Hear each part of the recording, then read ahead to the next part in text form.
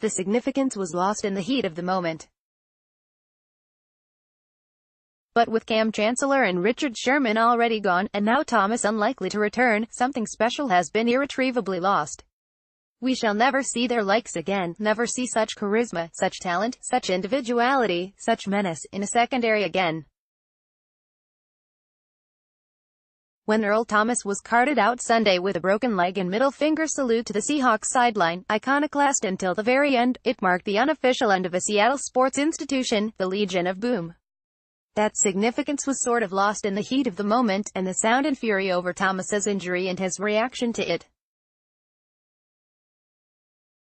But with Cam Chancellor and Richard Sherman having already left, and now Thomas highly unlikely to return to Seattle, all three, freakishly, felled on the same haunted playing field in Glendale, Aries.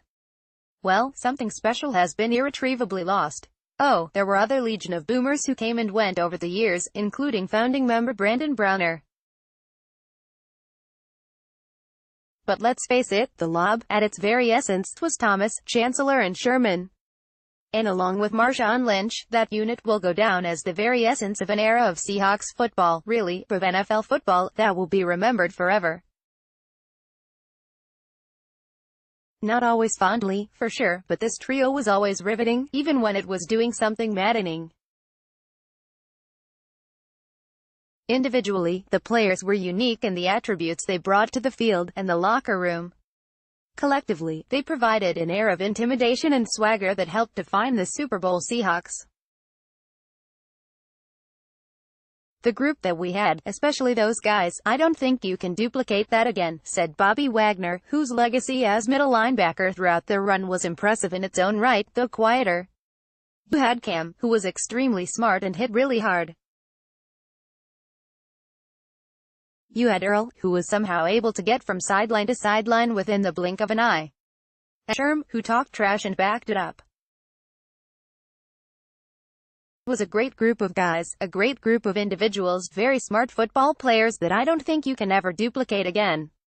People have tried, and they haven't come close. Wagner joked that one day, maybe 20 years down the road, there will be an ESPN 30 for 30 documentary on all of them, when many untold stories will be revealed.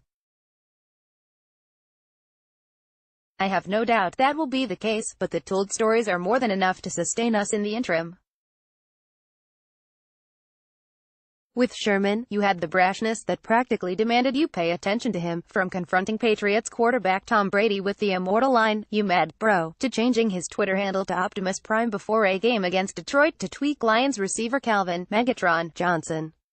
Sherman feuded, lustily, with star cornerback Darrelle Revis and broadcaster Skip Bayless and, most famously, then 49ers receiver Michael Crabtree, moments after the defining play of his career, tipping away a Colin Kaepernick pass to put the Seahawks in the Super Bowl. Chancellor exuded danger and intimidation. Just ask former San Francisco tight end Vernon Davis, who bore the brunt of a ferocious Chancellor hit in 2012. Denver was never the same in Super Bowl 48 after Chancellor delivered a first-quarter message to wide receiver Demaryius Thomas, destroying him with a fierce hit that seemed to take the will right out of the Broncos.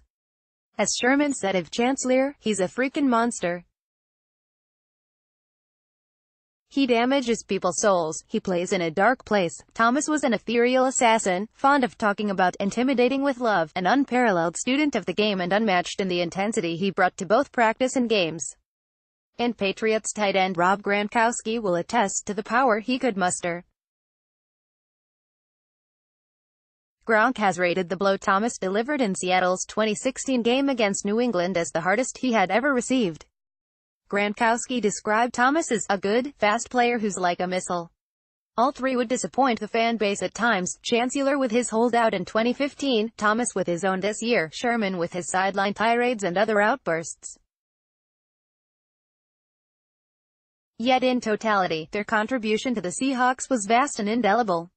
I'd bet that in time, all three will be in the Ring of Honor.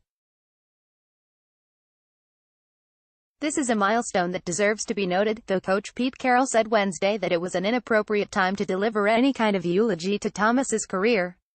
Indeed, he remains a Seahawk, though it's hard to envision any scenario whereby he would suit up for them again.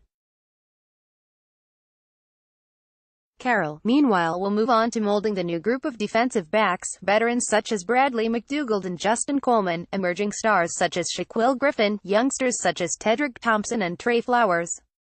As always, Carroll is invigorated by the challenge of forging a new identity, which is a never-ending process in the NFL. Carroll might succeed, and the Seahawks might develop another laudable secondary. But there will never, ever, be another Legion of Boom.